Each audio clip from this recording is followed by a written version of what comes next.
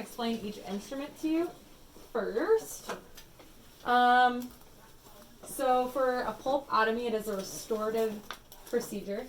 This is specifically for a baby tooth. It's like the baby tooth root canal.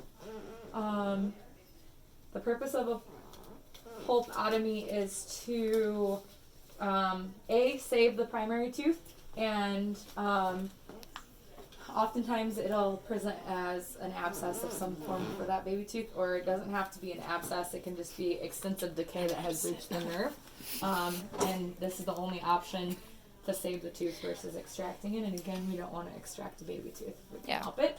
Some of the instruments we use, I made a mess in here earlier, are of course our basic Mir, Explorer, forceps, or cotton pliers, whatever you want to call them.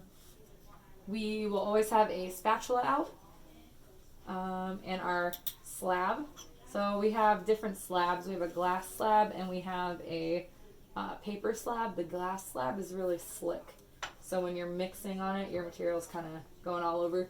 Where the paper kind of you have a little more grip. I actually prefer paper, just so I can control the material a little better. What's it for? Mixing our material. Okay. Yep. So, our material that we use for this step is called IRM. It's a restorative filling material, or acts as a cement. There are two parts to it. We have powder and liquid. So that's what we place on this slab to mix with our spatula. You put both the powder and the liquid? Correct. Yep. So you mix them together eventually, and it creates this little putty type of material. We also have formocreosol. That's that stinky stuff that I told you gives me a headache. Oh, the formaldehyde stuff? Formaldehyde stuff, which pickles our pulp, so that the tooth, that infected tissue is pickled. So that's what we put on our little cotton pellets. So again, lay that out. Mir, Explorer, pliers. I always have a pair of pliers for myself as the assistant as well.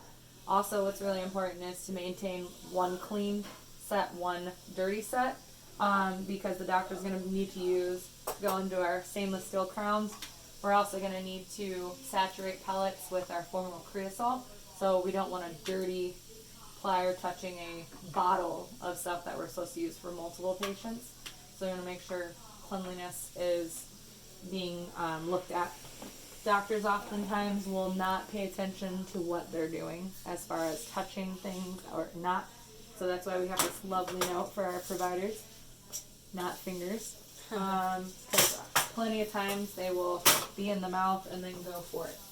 So you can quickly hand them a clean pair of pliers in the event that they decide to, with a dirty glove, go and grab a stainless steel crown, take all those crowns out and sterilize them and wipe down that little compartment. It's kind of annoying, but it is what it is.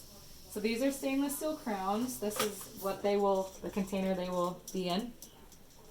Again, we got upper right, lower left, upper left. The doctor will pick which size he needs for what tooth. So you don't have to do that prior to them coming in treatment. There are many different sizes. Everyone's teeth are different sizes. We've got larger crowns here. It's a pretty big one, especially for a kid. And then we've got some tinier ones. So you can see the size difference. And it's also might be... Oh my gosh. Yeah. So it also depends on the child's age and development of the tooth. It does that. That's weird. It's weird. See? What you'll also want to have out, of course, for any procedure pretty much, is a high speed or a low speed. I think they probably explained those to you guys, right? What they do. RPMs are different. One sprays water, one doesn't. For kids, we call them Mr. Whistler, Mr. Bumpy.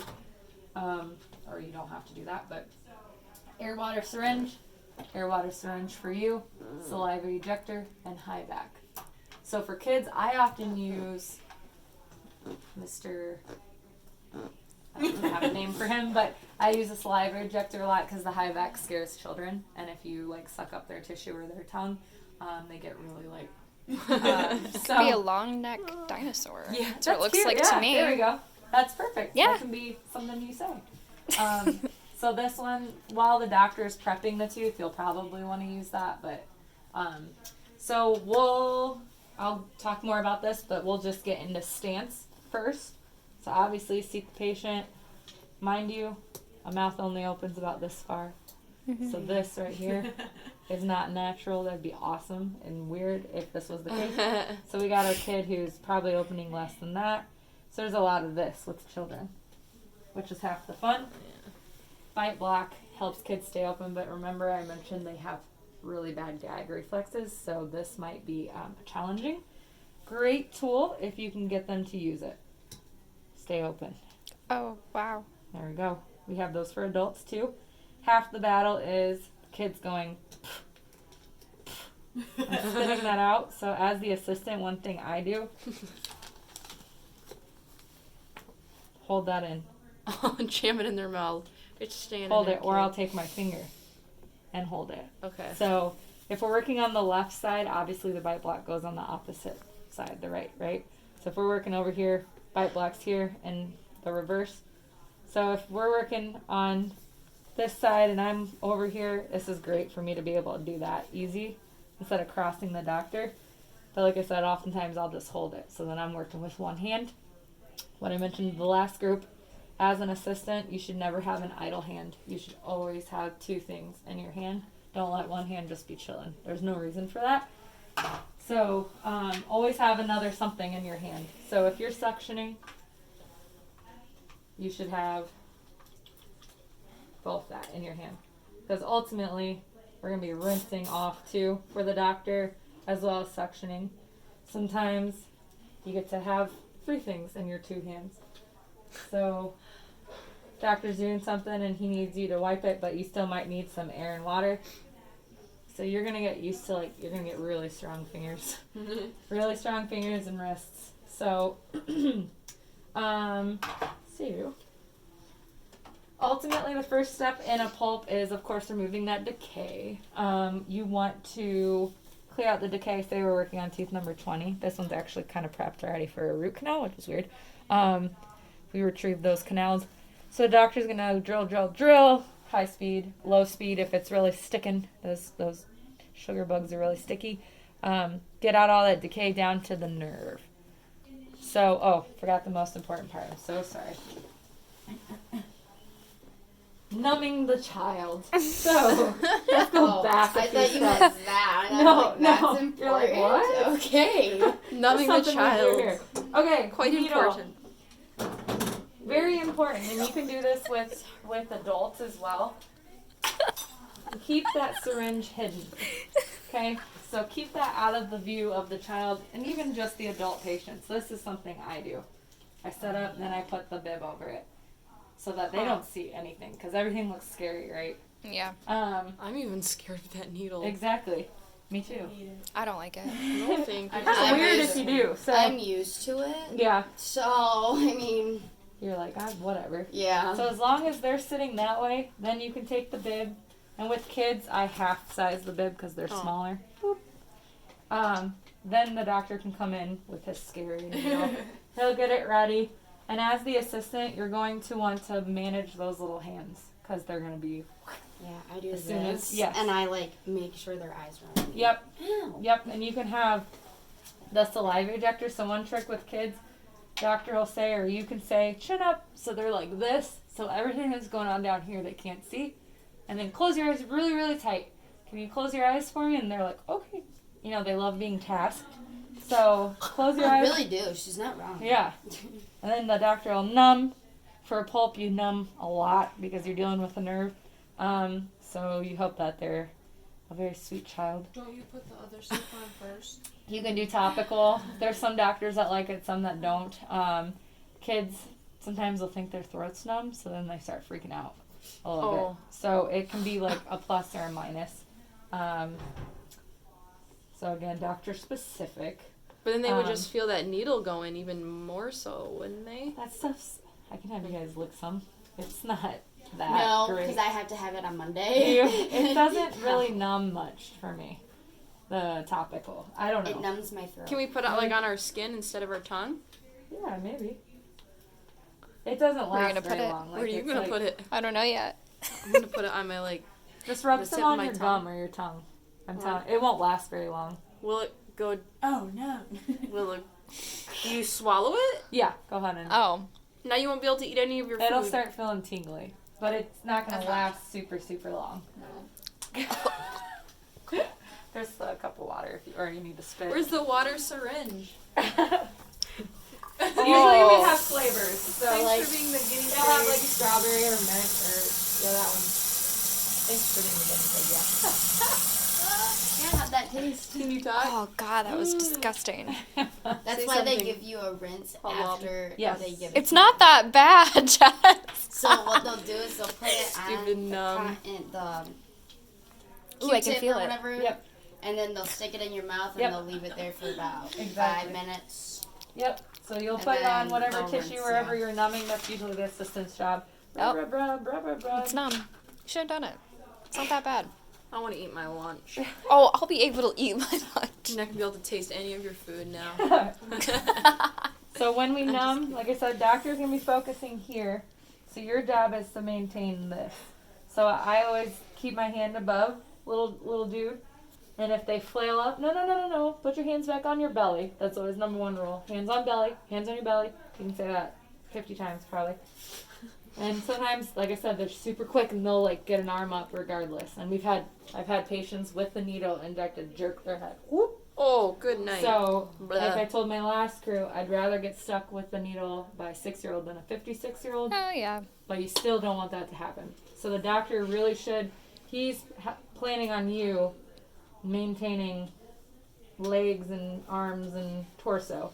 So protect him, protect yourself, protect the kid. Because if that needle comes out, flails get smacked, and then like they get jabbed in like the eye or something. Oh Then we have gosh. other issues. So yeah, Ooh, very important that you help that's gonna be my control luck. this craziness. No. You can even rest Getting your arm stronger now. on them. That's if they're really wild or rambunctious, rest. That's okay. That's appropriate. Okay, so sorry, we got them numbed up. We're gonna go into drilling. So because we're working on tooth number 20, doctor's gonna be the one managing the tongue, right? So that lucky them. If we're working over here, you get to be the tongue wrangler. When we're working on the upper, it's not as bad. So they'll be holding it here and drilling, which means the assistant will be go ahead and grab the air water and the okay. Yeah. You can I go got a up. quick question. Yeah. If she goes puts gloves on. Yeah. Okay, so logically, Or mediums, it the doesn't matter. mandibular, whenever you were doing any kind of work, And would be like you're looking down, so you're always seeing. But like when you're doing the upper, anything work, like how are you looking? Like That's a great question. That's what you're doing, basically. like twisting your Yep. head to So see. say. Do you- Because we have limited opening. Well, I right? guess you're laying on your back too, but So that was when position in the chair. Okay, sorry. So the patient will be standing on their head sometimes. So say that's all we get. but I suppose this And is they're more gonna like be more that. like this. Yeah, sorry. Yeah. Okay, So that makes sense. you're not like It's not as awful. It's pretty awful, but it's not as awful as it. I was imagining the You mouth might- to be this way. So doctor's gonna be doing this. That's all they see, right? Right, and you're gonna basically be focusing on back of the throat, making sure they're not drowning, or wherever it is that we're working, right? So again, your areas of looking are gonna be mostly here. You don't need to see that end of the tooth for the prepping. That's doctor. That's where they're gonna be like doing what they need to do. There's also chair etiquette for your doctor and how and where they should sit.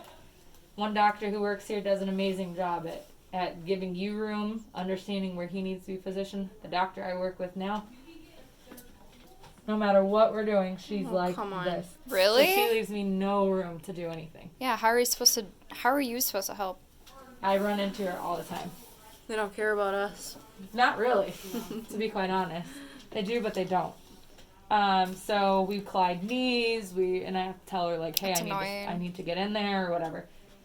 Just got to be bold and fearless. So, okay. So say we're working here. Yep. So you're gonna be good job on having both those things in your hand. Yep, right butted up next to that tooth. I'm gonna be holding the tongue and drill, drill, drill, drill, drill, drill. I'm gonna ask you to rinse the prep off. Go ahead and do that. Perfect. Drill, drill, drill. You'll probably get a little more suction back there just because of that water. This is gonna be spraying out water. Got all my decayed cleared out. I'm gonna open our mouth big again. Much easier. And now I'm looking right at that little baby nerve and that tooth, which is nice and pink. The nerves, you can tell when you're getting close, you'll see pink in the tooth, but it'll look like that because we're retrieving the canals. Mind you, this is an adult tooth, so,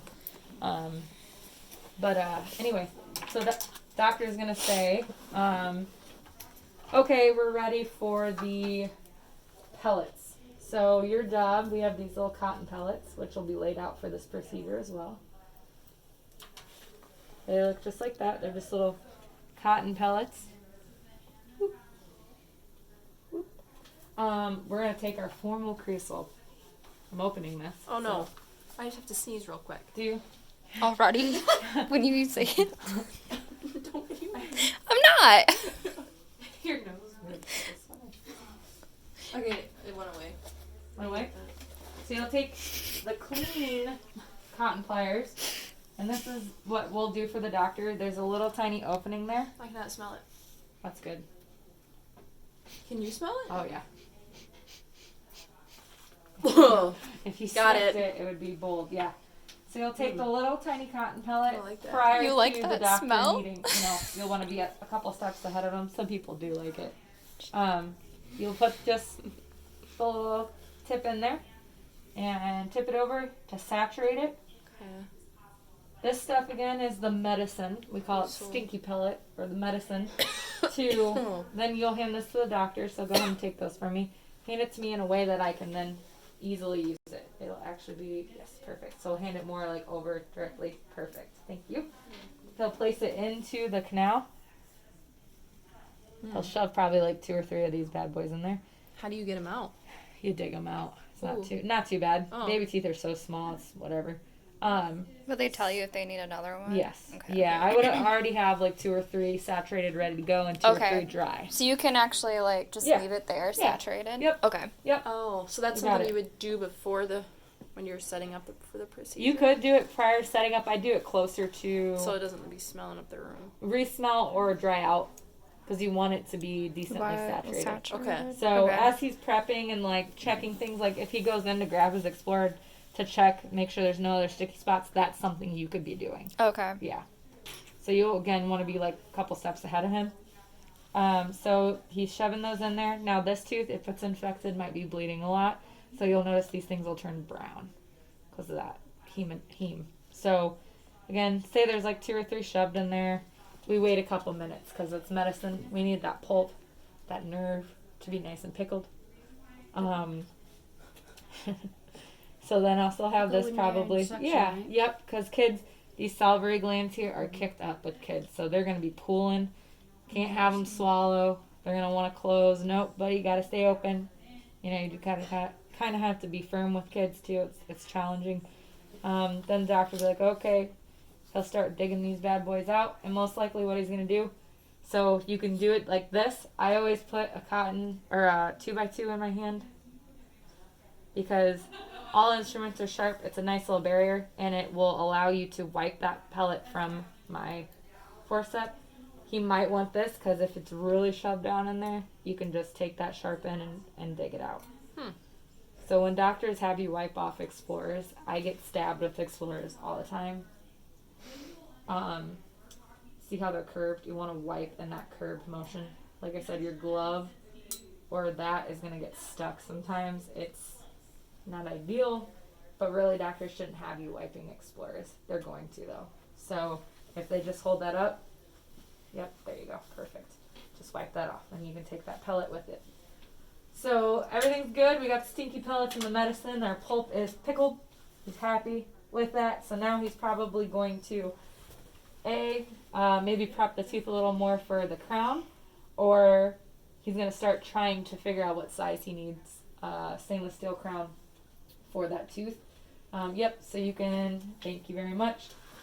Hopefully he's not fishing around in here with dirty hands. I'm not gonna try to find an exact size. It's not even, you know, accurate anyway. It's a baby tooth. So say this is the one he wants.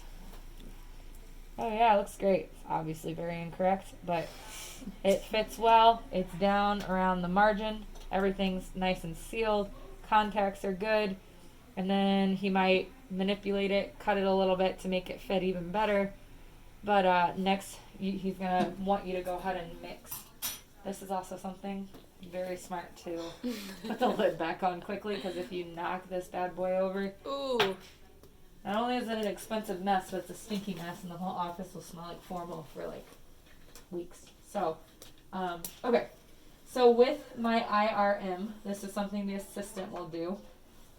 I made a mess with that glass slab with the last screw, so let me see if I can find a powder and liquid. 2 components to IRM. They will not be used without the other. There's no sense in it. So powder, we've got a little tiny spoon in there, a measuring spoon. Again, it's one of those things where there's probably some measurement. You can probably read it on the instructions. Does anybody follow that? Nope. It's just based on what you need. Okay?